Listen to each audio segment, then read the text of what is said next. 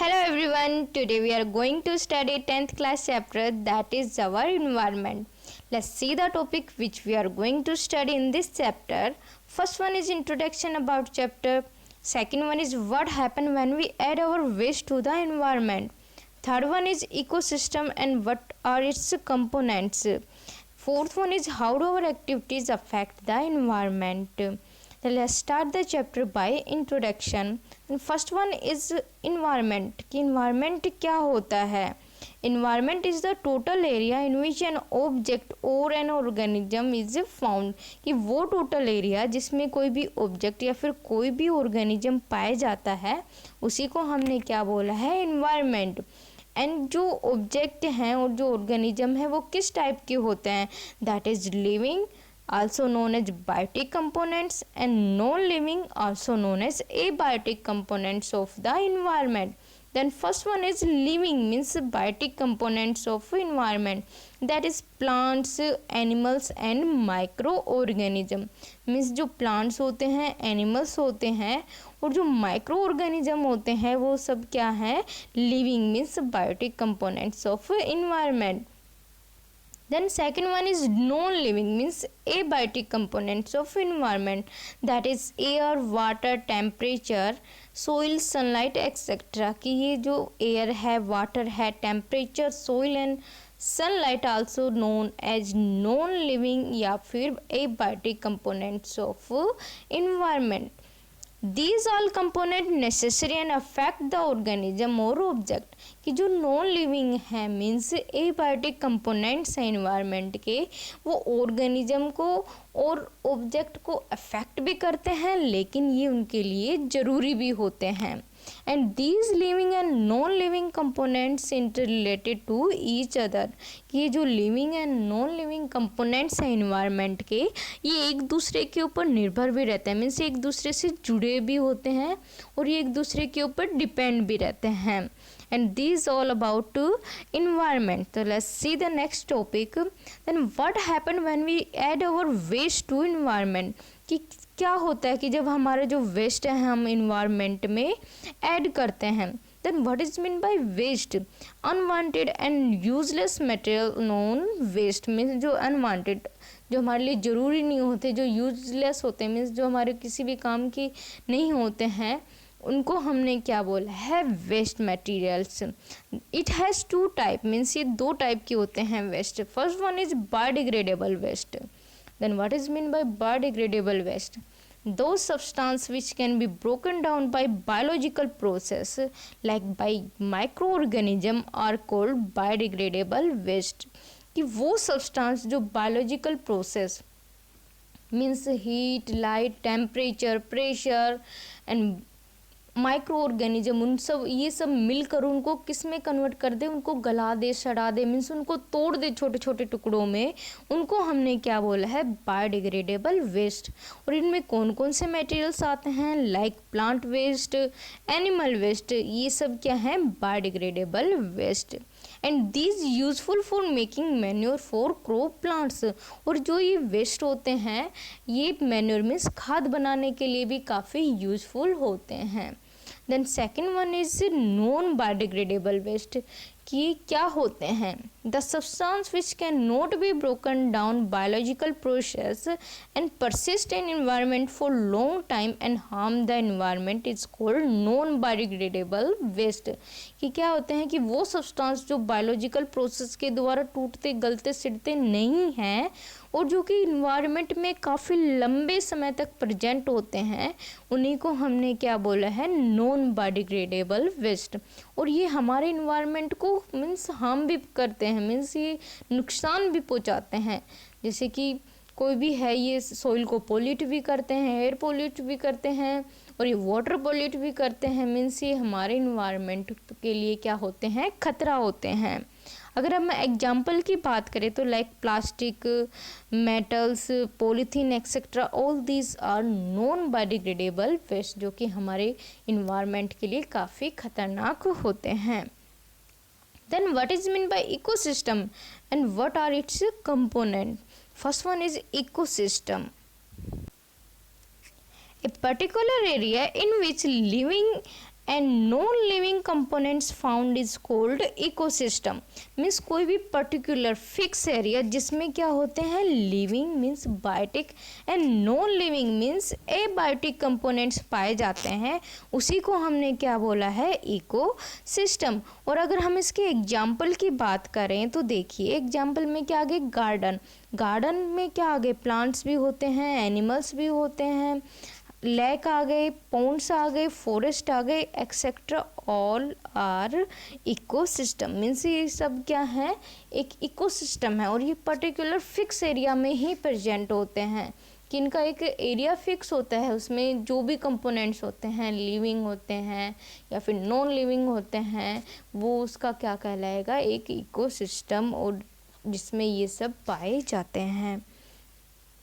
Then components of ecosystem वही है जो इन्वायरमेंट में थे, like living means biotic components, second one is non living means abiotic components. अगर हम लिविंग की बात करें तो उसमें क्या आ गए, प्लांट्स एंड एनिमल्स आ गए, और अगर हम नॉन लिविंग की बात करें तो उसमें क्या आ गए, water, soil, temperature, air, sunlight etcetera, all are these are components of ecosystem.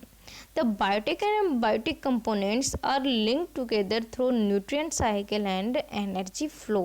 कि ये जो बायोटिक है और जो एबायोटिक कंपोनेंट है वो कैसे एक दूसरे से जुड़े हुए हैं, वो न्यूट्रिएंट साइकिल और एनर्जी फ्लो की हेल्प से एक दूसरे से जुड़े हुए हैं। अब हम जानते हैं कि न्यूट्रिएंट साइकिल और एनर्जी फ्लो क्या होते हैं, चलिए देखते हैं। Then first of all, what is meant by food chain and what is meant by food web। And first one is food chain. कि फूड चेन क्या होती है, it is a series of organism feeding on one another. कि एक series होती है, means एक chain की तरह एक लाइन होती है जिसमें कि एक ऑर्गेनिज्म दूसरे ऑर्गेनिज्म को क्या करता है, फीड करता है, मीन्स खाता है। अगर हम फूड वेब की बात करें तो वेब मीन्स क्या होता है, एक जाल होता है। तो देखिए क्या होता है इसमें, it consist of A number of interconnected food chain involving many organism. कि ये क्या है कि बहुत सारी जो फूड चेन होती है उनका एक जाल है जो कि एक दूसरे से इंटरकनेक्टेड होती है, मीन्स एक दूसरे से जुड़ी हुई होती हैं, और उसमें ऑर्गेनिजम्स की भी क्वांटिटी क्या होती है, बहुत ही ज़्यादा। तो जैसे कि मैंने डायग्राम में शो कर रखा है, फूड चेन के ऊपर मैंने एक सीरीज सी बना रखी है कि एक ऑर्गेनिज्म दूसरे को फीड करेगा और वो दूसरा तीसरे को फीड करेगा।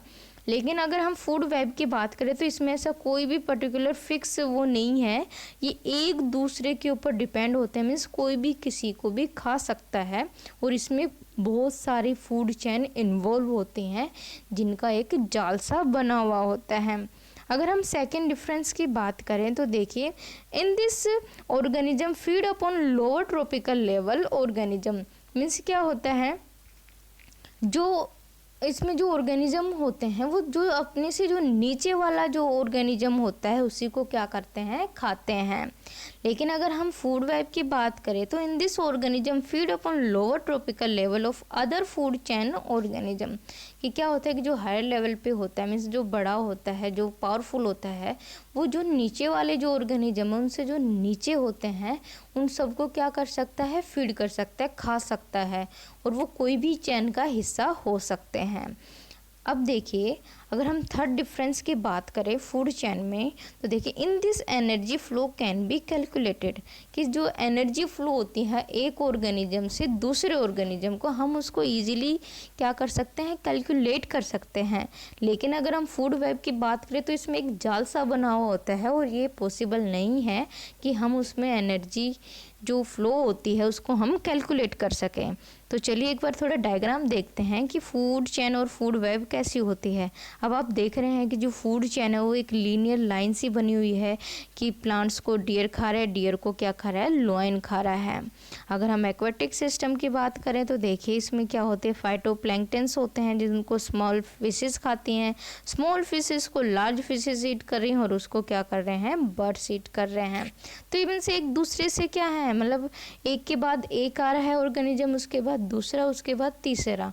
लेकिन अगर हम फूड वेब की बात करें तो इसमें देखिए कैसे जाल सा बना होता है कि मीन्स कोई भी किसी को भी खा सकता है। Like this the food chain देखिए एंड फूड वेब देखिए। फूड चेन क्या है, just one path of energy, means एक ही लाइन में क्या होगा, फ्लो होएगा। लेकिन अगर हम फूड वेब की बात करें तो इसमें कोई भी पाथ वो फॉलो नहीं करा कि एक दूसरे क्या है, सारे एक दूसरे से क्या है, कनेक्टेड हैं। अब चलिए देखते हैं nutrient cycle means food chain and food web में जो एनर्जी फ्लो होती है, जो फूड जो फ्लो करता है वो कैसे फ्लो करता है। फर्स्ट ऑफ ऑल आप देखिए मैंने एक पिरामिड सा बना रखा है जिसमें क्या है, मैंने राइट कर रखे हैं sunlight, producer, primary consumer, secondary consumer, tertiary consumer. अगर हम फूड की बात करें तो फूड में देखिए जो प्रोड्यूसर होते हैं सो नोन एज ऑटोट्रोप्स, कि ये अपना खाना खुद बनाते हैं। और इनको कौन ईट करता है, प्राइमरी कंज्यूमर मीन्स जो क्या होते हैं, हर्बीवोर। और उनको हम हेटेरोट्रोप्स से बोलते हैं क्योंकि वो अपना खाना खुद नहीं बना सकते हैं, लेकिन जो प्लांट्स को ईट कर रहे हैं उसको हमने क्या बोला है, हर्बीवोर्स बोला है। और ये क्या कर रहे हैं, उन प्लांट्स को ईट कर रहे हैं। अब जो प्लांट्स ईटिंग एनिमल्स हैं उनको कौन ईट कर रहा है, जो सेकेंडरी कंज्यूमर है वो ईट कर रहा है। और जो है मीन्स जो उनसे भी हायर लेवल पे हैं कि वो प्लांट्स को भी खा सकते हैं और वो किनको खा सकते हैं, ऑर्गेनिजम्स को भी खा सकते हैं। तो वो क्या कहलाए हैं, टॉप कार्निवोर्स या फिर ओमनिवोर्स, जो कि टर्शरी कंज्यूमर्स कहलाते हैं, मीन्स टॉप कंज्यूमर्स जिनको हम बोलते हैं। अब ये क्या है, देखो ये एक दूसरे के ऊपर लाइन के थ्रू क्या होते हैं, डिपेंड हो रहे हैं कि एक के बाद दूसरा कंज्यूम कर रहा है, फिर तीसरा कंज्यूम कर रहा है, देन फोर्थ वन कंज्यूम कर रहा है। ये एक दूसरे के ऊपर क्या है, डिपेंड है कि प्रोड्यूसर को कौन खाएगा, हर्बीवोर्स खाएंगे, हर्बीवोर्स को कौन खाएगा, कार्निवोर्स खाएंगे, और कार्निवोर्स को भी कौन खा सकता है, ओमनिवोर्स भी खा सकते हैं, और अदर टॉप कार्निवोर्स भी क्या कर सकते हैं, खा सकते हैं। अगर हम एनर्जी फ्लो की बात करें तो देखिए एनर्जी फ्लो कैसे होती है, सनलाइट से एनर्जी होती है वो किस में जाती है, पहले प्रोड्यूसर में मीन्स प्लांट्स में जाती है। प्लांट्स क्या करते हैं, उसका कुछ यूज कर लेते हैं और कुछ जो कंज्यूमर्स होते हैं उनके अंदर ट्रांसफ़र कर देते हैं। फिर जो प्राइमरी कंज्यूमर्स है वो टर्सरी के सेकेंडरी के अंदर ट्रांसफ़र कर देते हैं। एंड सेकेंडरी आफ्टर दैट जो टॉप जो कंज्यूमर्स होते हैं, कार्निवोर्स या फिर ओमनिवोर्स, उनमें वो एनर्जी क्या कर देते हैं, ट्रांसफ़र कर देते हैं। लेकिन हम ये सब फूड चेन में तो कैलकुलेट कर सकते हैं, लेकिन अगर हम फूड वेब की बात करें तो उसमें एक जाला सा बना हुआ था, मीन्स नेट बना हुआ होता है, तो उसमें तो पता ही नहीं कि कौन कंज्यूमर है, मीन्स कौन सेकेंडरी है, कौन टर्सरी है और कौन प्राइमरी कंज्यूमर है। तो मीन्स उसमें हम इजीली कैलकुलेट नहीं कर सकते हैं। लेकिन अगर हम फूड चेन की बात करें तो फूड चेन में ये इजीली क्या हो जाता है, कैलकुलेट हो जाता है। अब देखिए ट्रॉपिकल लेवल कैसे है, जो प्रोड्यूसर होते हैं उसको हम क्या बोलते हैं, फर्स्ट ट्रॉपिकल लेवल बोलते हैं। जो प्राइमरी कंज्यूमर्स होते हैं उनको हम सेकंड ट्रॉपिकल लेवल बोलते हैं। एंड जो सेकेंडरी कंज्यूमर है उसको हम थर्ड, एंड जो टर्शरी कंज्यूमर है वो क्या कहलाएगा, फोर्थ ट्रॉपिकल लेवल। अब तो इसमें एनर्जी कैसे ट्रांसफ़र करेगी, फर्स्ट ट्रॉपिकल लेवल से सेकंड में जाएगी, सेकंड से थर्ड में जाएगी, एंड थर्ड से फोर्थ में जाएगी। और अब वो कैसे फ्लो करती है वो हम देखते हैं। Energy flow in tropical level with 10% लो। अब देखिए जो 10% लो है वो क्या होता है कि एनर्जी कैसे 10% लो को फॉलो करके एक जो ट्रॉपिकल लेवल है दूसरे ट्रॉपिकल लेवल में क्या हो रही है, ट्रांसफ़र हो रही है। देखिए means if producer consume 1% of sunlight then its 10% energy transfer to another tropical level and it decrease from one tropical level to another tropical level. Means क्या है कि अगर प्लांट्स ने सनलाइट का 1% एनर्जी क्या की है, कंज्यूम की है, तो उसका क्या करेगा, वो 10% ही next means second tropical level में क्या करेगा, ट्रांसफ़र करेगा। फिर वो क्या करेंगे और जो बाकी जो एनर्जी है वो उसमें वो क्या कर लेंगे, यूज़ कर लेंगे अपने खाना बनाने में, रेस्पायर करने में, मतलब जो भी उनकी जो एक्टिविटीज़ है प्लांट्स की वो उसमें यूज़ कर लेंगे। और जो बाकी जो 10% है वो किस में ट्रांसफ़र कर देंगे, जो नेक्स्ट ट्रॉपिकल लेवल है उसमें ट्रांसफ़र कर देंगे। और फिर वो सेकंड जो ट्रॉपिकल लेवल है वो भी क्या करेंगे, कुछ एनर्जी तो यूज कर लेंगे और उसका भी 10% क्या करेंगे, आगे जो थर्ड ट्रॉपिकल लेवल है उसमें ट्रांसफ़र करेंगे। फिर थर्ड ट्रॉपिकल लेवल जो है वो क्या करेंगे, वो भी कुछ यूज करेंगे और उसका भी जो 10% का भी 10% है वो क्या होएगा, आगे ट्रांसफ़र होएगा, मीन्स फोर्थ ट्रॉपिकल लेवल में। तो सबसे ज़्यादा जो एनर्जी है वो किन में है, प्रोड्यूसर में है। लेकिन जो सबसे कम जो एनर्जी कंज्यूम करते हैं वो कौन सा लेवल कर रहा है, फोर्थ ट्रॉपिकल लेवल, क्योंकि उसमें बहुत ही कम एनर्जी क्या जा रही है, बहुत ही कम एनर्जी वहाँ तक पहुँच रही है। तो मीन्स ये क्या हो रही है, वन ट्रॉपिकल लेवल से अनदर ट्रॉपिकल लेवल में डिक्रीज होती जा रही है। वन का 10%, फिर उसका भी 10% और फिर उसका भी 10% क्या हो रहा है, ट्रांसफ़र हो रहा है। मीन्स जो एनर्जी लेवल है वो क्या होता जा रहा है, डिक्रीज होता जा रहा है। तो इसी को हम क्या बोलते हैं, 10% लो, कि सिर्फ 10% ही एनर्जी क्या होगी, आगे ट्रांसफ़र होएगी। अब देखिए what is mean bye biological magnification. The process where toxic substance like pesticide, other harmful chemicals enter in food chain and become more concentrated at each level। कि इसमें क्या बताया गया है कि वो प्रोसेस जिसके द्वारा जो टॉक्सिक सब्सटेंस है लाइक पेस्टिसाइड और जो अदर हार्मफुल केमिकल्स हैं वो किस में एंटर कर रहे हैं, फूड चेन में। और फूड चेन में वो एंटर कर गए तो वो हर ट्रॉपिकल लेवल में क्या होते जा रहे हैं, उनका लेवल क्या होता जा रहा है, बढ़ता जा रहा है। कि मीन्स जो प्रोड्यूसर होते हैं उसमें थोड़ा होता है, फिर जो कंज्यूमर जो सेकंड ट्रॉपिकल लेवल है उसमें और बढ़ गया, थर्ड में और बढ़ गया, एंड फोर्थ में बहुत ही ज़्यादा उसकी क्या हो जाती है, क्वांटिटी हो जाती है। तो मीन्स जो इसका कंसंट्रेशन है, मीन्स जो केमिकल्स हैं, पेस्टिसाइड्स हैं, इनका जो है लेवल क्या होता जाता है, हर ट्रॉपिकल लेवल क्या होता जाता है, इंक्रीज होता जाता है। और ये किस में इंक्रीज हो रहा है, फूड चेन में। वो कैसे हो रहा है वो अब हम देखेंगे। तो ये जो क्वांटिटी है किस में इंक्रीज होती है, it increase in PPM means parts पर मिलियन, या फिर mg पर लीटर मीन्स मिलीग्राम पर लीटर में ये क्वांटिटी क्या होती है, इंक्रीज होती है पर ट्रॉपिकल लेवल। इसलिए क्या है कि this is the reason why our food grain like fruit, vegetable, meat, wheat etcetera contain varying amount of pesticide. Means जो आजकल हम कंज्यूम कर रहे हैं, खाना जो कंज्यूम कर रहे हैं, फूड जो मटेरियल्स, उसमें आप देख रहे हैं आजकल काफ़ी क्या हो रहे हैं, केमिकल्स आने लग गए हैं। वो इसी के कारण क्या हो रहे हैं, इस प्रोसेस के थ्रू ही क्या हो रहे हैं, ये केमिकल्स क्या प्रेजेंट होते हैं उनके अंदर।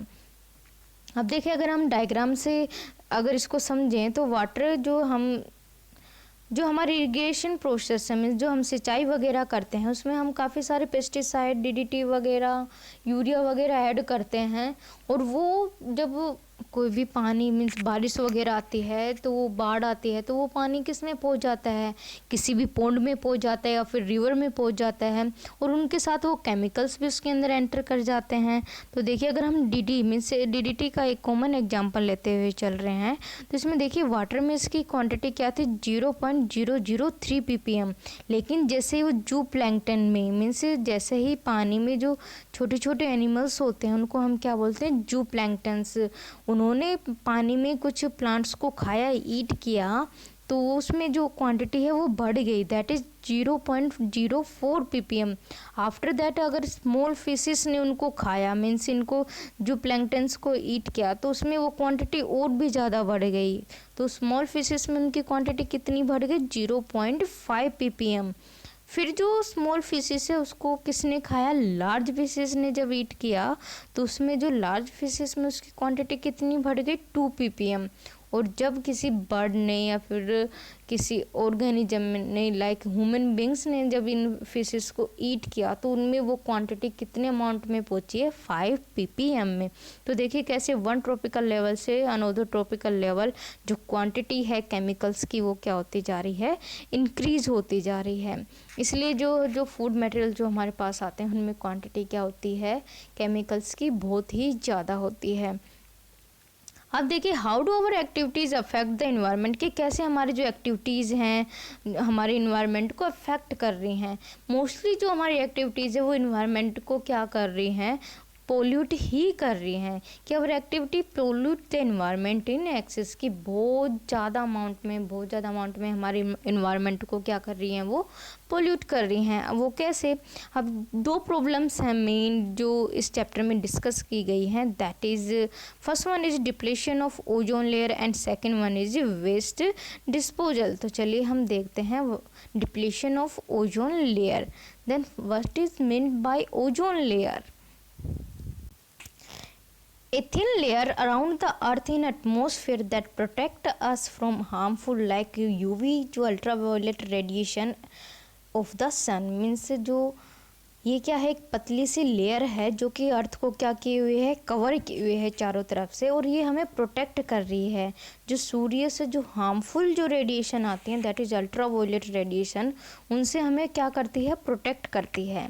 और ये ओजोन लेयर एटमॉस्फेयर की जो स्ट्रेटोस्फेयर जो लेयर होती है उसमें प्रेजेंट होती है।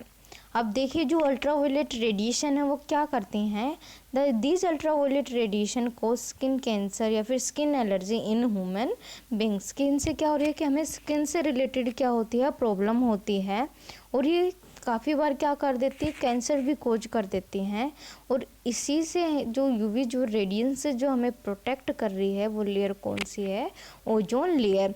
अब ये कैसे बनती है, जो ऑक्सीजन होते हैं वो यूवी रेडिएशन के कारण दो हिस्सों में, मीन्स दो ऑक्सीजन मॉलिक्यूल्स में क्या हो जाते हैं, कन्वर्ट हो जाते हैं, मीन्स दो हिस्सों में टूट जाते हैं। और फिर क्या होता है कि एक ऑक्सीजन दूसरे जो ऑक्सीजन मॉलिक्यूल्स के साथ क्या कंबाइन होकर क्या बना लेता है, ओजोन, मीन्स ओजोन लेयर बना लेता है, दैट इज़ O3। मीन्स जो ऑक्सीजन है वो डबल O में क्या हो गए, कन्वर्ट हो गए, और 1O दूसरे जो ऑक्सीजन के 2 मॉलिक्यूल्स हैं उनके साथ कंबाइन होकर क्या बना रही है, ओजोन बना रही है। आप देखिए how it is getting depleted, means ये कैसे ख़राब होती जा रही है, कैसे टूटती जा रही है, कैसे इसमें होल क्रिएट हो रहा है। तो most common reason of ozone depletion is air pollution, की जो मोस्टली जो रीजन है वो क्या है, एयर पोल्यूशन है, and some other synthetic chemicals like CFCs, means जो केमिकल्स हैं like CFCs chlorofluorocarbon which found in refrigerator and AC etcetera.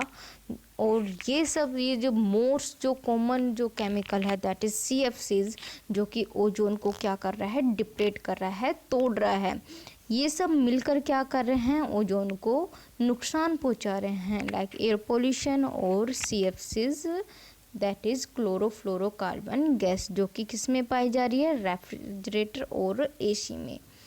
अब देखिए अब क्या हुआ कि जब ये प्रॉब्लम बढ़ती गई तो क्या हुआ, in 1987 UNEP United Nation environment programme succeed in forging an agreement to freeze CFCs production. की क्या हुआ कि 1987 में जो हमारे इन्वायरमेंट को सेव करने वाले जो प्रोग्राम्स हैं उन्होंने क्या किया कि एक एग्रीमेंट पे साइन करवाया कि हम जो कंट्रीज़ है, अदर कंट्री है या फिर स्टेट है जो कि केमिकल का प्रोडक्शन कर रहे हैं उसको क्या कर दें, बहुत ही कम कर दें, ताकि जो हमारी ओजोन लेयर है वो बच सकें।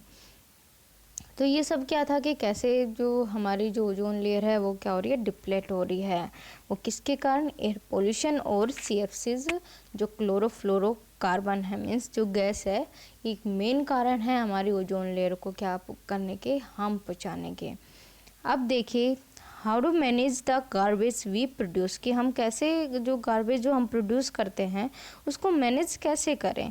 तो देखिए जो हम कहीं भी घूमने जाते हैं तो वहाँ पे आप देखोगे कि काफ़ी सारे मतलब मोस्टली जगह क्या होता है कि ढेर लगा होता है कूड़े का, वेस्ट का, और जो कि इधर उधर क्या रहता है, बिखरा हुआ रहता है। अगर हम बात करें कोई किसी भी टाउन की या फिर सिटी की, तो उसमें क्या होता है, कूड़ा इधर उधर बिखरा रहता है, उस पर गंदगी जमा रहती है, मीन्स मक्खी वगैरह, मॉस्किटोज़ क्या होते रहते हैं, प्रोड्यूस होते रहते हैं, और जो कि काफ़ी सारी डिजीज़ भी कोज करते हैं। तो देखिए when we visit any town और city we see heap of garbage all over places, कि हम किसी भी टाउन या फिर सिटी में विजिट करते हैं तो कूड़े का हम ढेर देखते ही देखते हैं, वो कहीं पे भी हमें दिख जाता है।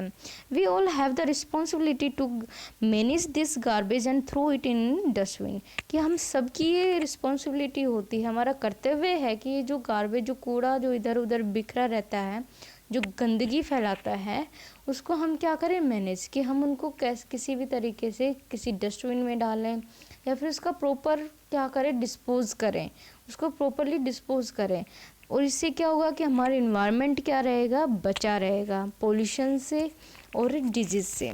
आप देखिए जो 2 टाइप ऑफ डस्टबिन हैं, दैट इज़ ब्लू डस्टबिन और ग्रीन डस्टबिन जो यूज़ किए जाते हैं, उनमें क्या होता है कि जो ब्लू डस्टबिन होता है उसमें तो dry means non biodegradable waste होता है, कि जो डिग्रेड ना हो सके, जो सूखा कूड़ा जो होता है like plastic, polythene and metals जो हैं हमारे नॉन बायोडिग्रेडेबल जो वेस्ट है वो प्रेजेंट होता है। और अगर हम ग्रीन डस्टबिन की बात करें तो उसमें वेट मीन्स ऑर्गेनिक या फिर डिग्रेडेबल वेस्ट प्रेजेंट होता है, like plant waste and animal waste.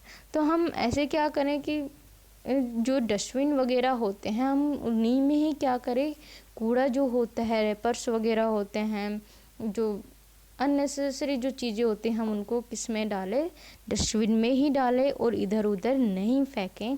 इससे क्या होगा कि हमारे चारों तरफ साफ़ सफाई भी होगी और हमारे चारों तरफ गंदगी नहीं फैलेगी और कोई भी बीमारी जन्म नहीं लेगी।